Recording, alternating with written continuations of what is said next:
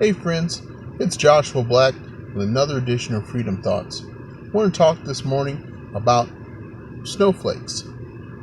Generally, the term snowflake is thrown around as an insult to people who don't like our opinions. Unfortunately, that sword cuts both ways. If you consider someone a snowflake because they don't agree with you, you're almost as much of a snowflake as they are. One situation that I think becomes very sensitive with people is the issue of the US foreign policy and military.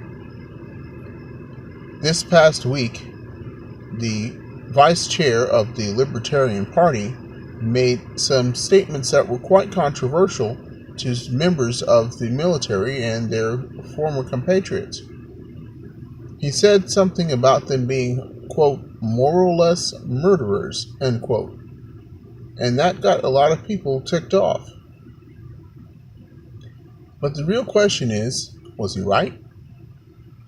So many people simply adore the military because we assume that the military automatically fights for the things that the United States flag stands for. But what does that flag mean to the countries where it sits? In the United States, that flag means freedom.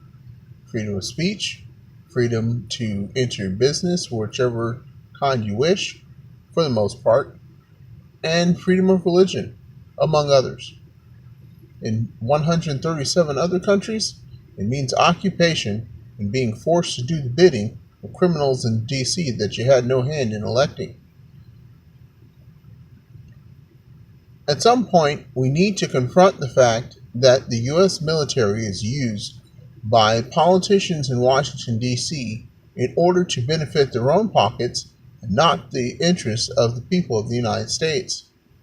The U.S. military is routinely used to create unnecessary enemies overseas by occupying territory that we have no right to claim. Not only are our troops there aggravating the local people there, our troops are enforcing the will of politicians who are being bribed to keep them there. We have no business in 137 other countries, and our brothers and sisters should stop signing up.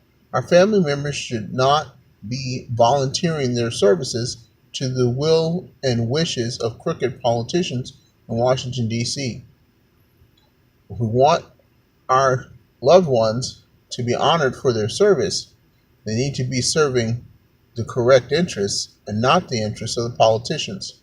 Of course, they'll say that they're only serving ours, but are they really? It's been another edition of Freedom Thoughts. Have a great day.